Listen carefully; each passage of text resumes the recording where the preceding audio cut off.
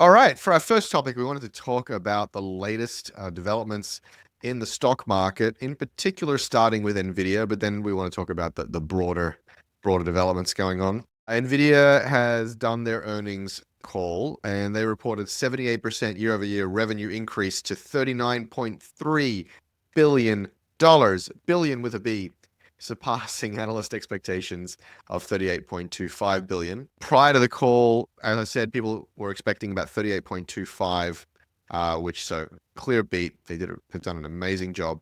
They issued guidance for 43.0 billion, plus or minus 2%, which is also slightly above analyst predictions of 42 billion. Suffice it to say, they're doing very well. Shockingly, in a buy the rumor, sell the news moment, they're down. They're down an awful lot since the call. In this week, they're down 6.9%. I almost read out how much money I'm down. I won't do that right now. It's been a really volatile time generally for crypto and the stock market, especially today, at time of recording. A whole bunch of tariffs and stuff have gone into effect vis-a-vis Canada and Mexico, and the market is not responding well, despite Trump, trying to do a pump of crypto. I think yesterday, the day before, mentioning the crypto reserve again and mentioning certain cryptos by name. Nothing's doing very well right now. So, Yaniv, what do you make about the NVIDIA news, about the stock market in general, about the tariffs?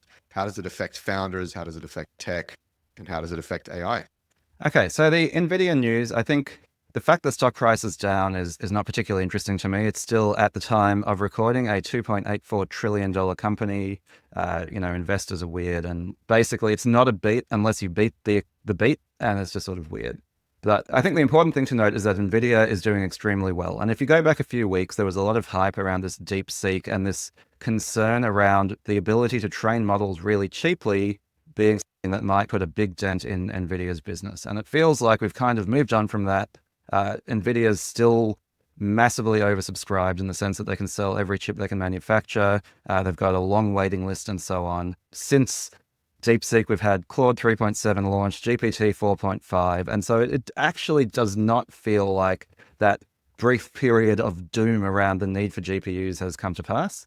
So NVIDIA is doing as well as ever. And I think, not that it was a particularly original thought, but we should take a little bit of a victory lap on this to say, really, when something gets cheaper, like training models, then you just end up doing more of it. It doesn't actually collapse demand as long as the actual output is useful. And so we're still thinking AI is useful and is going to get a whole lot more useful, and NVIDIA will do fine unless they actually fall behind their competition, which, I think there are some interesting threats coming now, but so far they are the clear market leader, and that doesn't seem to be going away. So that's sort of on NVIDIA more specifically. Now, the stock market broadly, it's not surprising that as Trump plays games with tariffs and its allies, that stock market is going to be thinking, maybe this isn't so great for the economy after all. We all have a memory of Donald Trump making a lot of big, loud threats. We're going to build a wall and Mexico's going to pay for it and so on, and not really following through. And so I think anything that is announced, for example, a global trade war, is discounted by the markets to a fairly large degree as saying it could happen, but it probably won't. It will probably be resolved. Even the latest tariffs, Chris, which I think went into effect yesterday on Canada and Mexico, apparently are about to be lifted again, or there are rumors of that happening. So I think people are feeling still that although Trump is definitely destabilizing the economy and that justifies pulling back stock prices a bit, he's probably still not actually going to tear down the whole economy.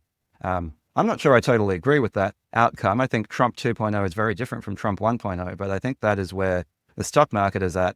And you could similarly say that is the situation with crypto, right? Where Trump has made an announcement, well, not even an announcement, he's sort of blustered about creating a crypto reserve, right? But he hasn't actually created one. There are no details. And so I think what's happened is, when Trump was elected, crypto went way up on the assumption that this national reserve would be created. I actually think what's happening in the crypto markets is people are thinking maybe he's full of shit after all on this, and there won't be a national strategic crypto reserve. Yeah, the fact that the stock market is extremely volatile under Trump is not what surprises me. What surprises me was the pure euphoric optimism that occurred after he won the election. It's bizarre.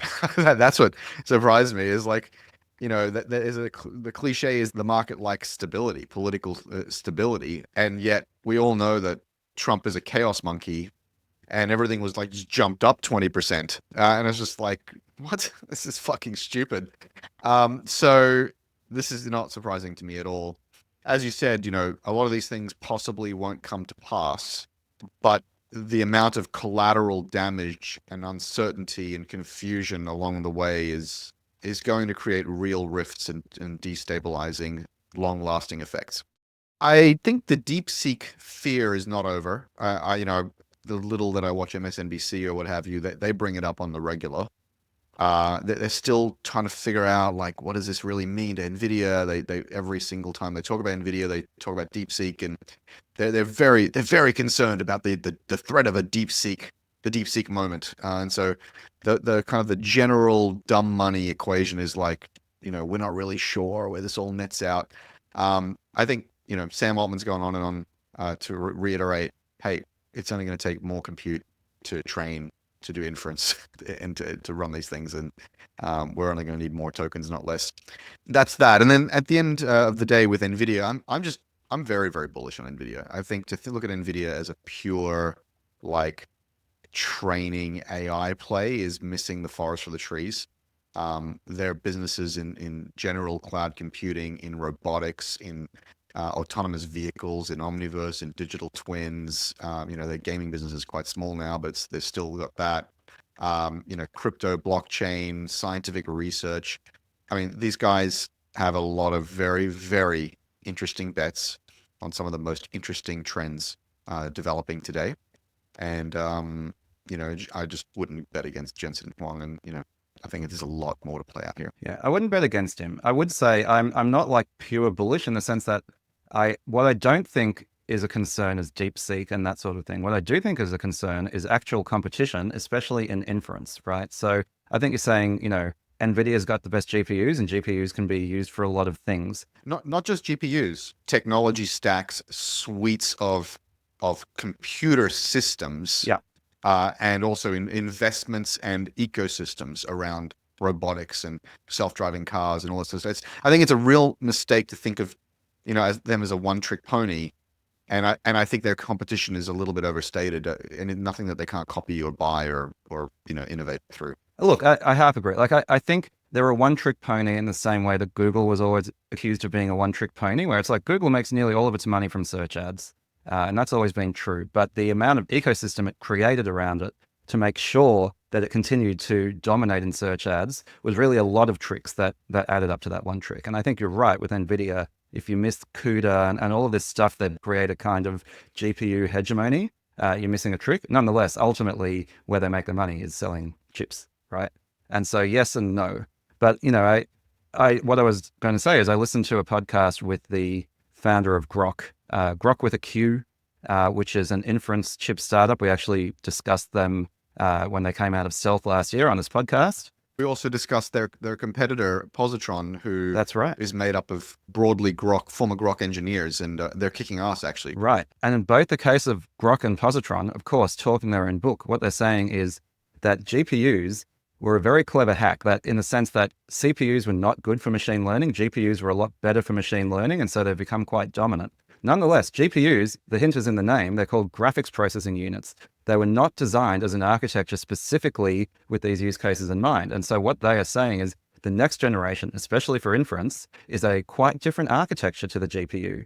And that's what Grok are doing. That's what Positron are doing. That's also what Google are doing with the tensor processing unit. It's a different architecture. And I think that is where NVIDIA is at more risk, right? Because whenever there is a paradigm shift, and going from a GPU to a completely different architecture is absolutely a paradigm shift in chips, that's where the disruption can occur. So if I were to be betting against NVIDIA, that's the grounds on which I would be betting against them, not, DeepSeek means training is cheaper. Yeah, interesting. If you go back and watch our Spotlight episode with Positron, the CEO and founder there, really young guy, and his team is mostly former Grok.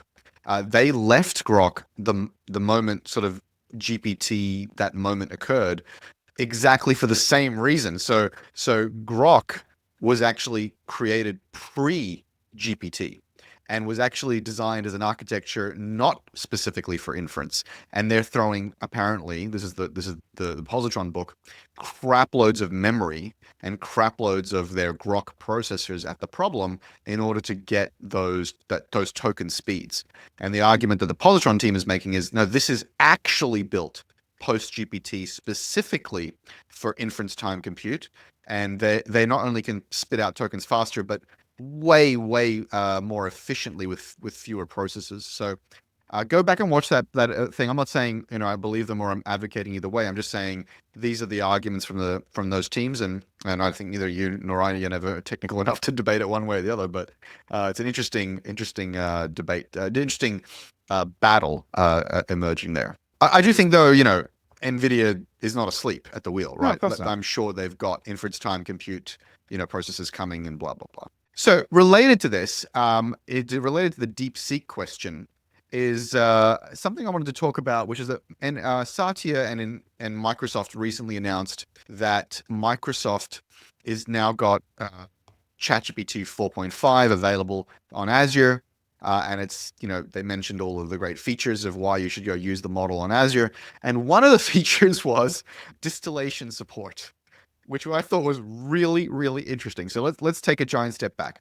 One of the ways that DeepSeek was possible, DeepSeek, if you remember, was a much cheaper model out of China using older GPUs, and they claim using a fraction of the money. Now, I think that's since been relatively disproven. To buy the GPUs alone is a lot of money. But it was done for a fraction of the overall money that an OpenAI, for example, is spending on generating these models from scratch. And the way they did that, amongst a few innovations and architecture differences, was to distill OpenAI's ChatGPT, by saying, think of it as using ChatGPT as like a big brother or as a teacher to teach the smaller, cheaper model.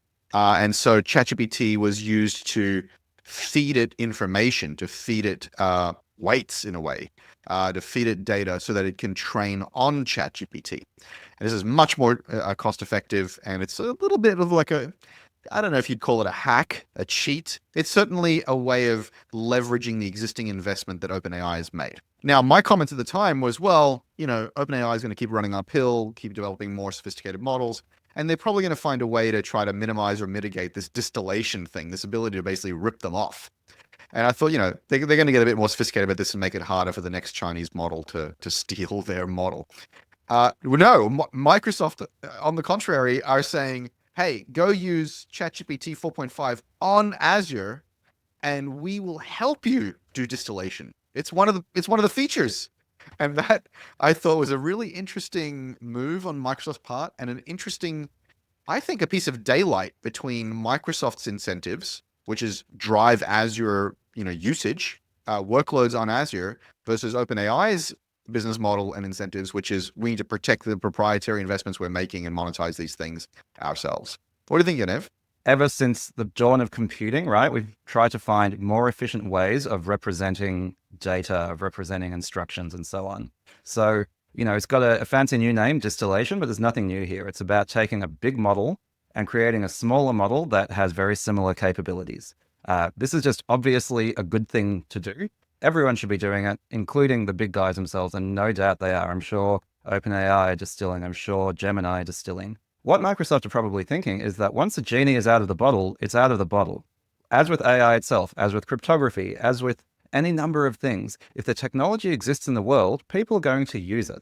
There's no point trying to control technology any more than there is trying to slow down the progress on AI. If you remember, there were movements, just a year or two ago saying you really need to slow down on AI development. And let's see, we can see how well it's turned out. It's just not the way competition works. And so Microsoft really, in a sense, have no choice. If distillation tech is out there, they want to make sure that the distillation happens on their platform rather than on somebody else's platform. Ignoring the fact that tech exists doesn't mean it's going to stop existing. So it's a completely logical step on their part. Are there tensions behind the scenes between Microsoft and their partner OpenAI? One could speculate there are. I don't have any actual evidence of that. But yeah, distillation is out there. You can assume it's going to happen. Might as well do it on our platform, right? Yeah, I do think it's fascinating to think about those possible tensions, because Satya, I think, famously said during the big OpenAI skerfuffles of, Sam Altman being fired and all this sort of stuff. He said, we're below them, we're above them, we're beside them. Basically, we own them. We are completely safe. The deal has tons of built-in protections. We don't need no stinking OpenAI, is what he was trying to say.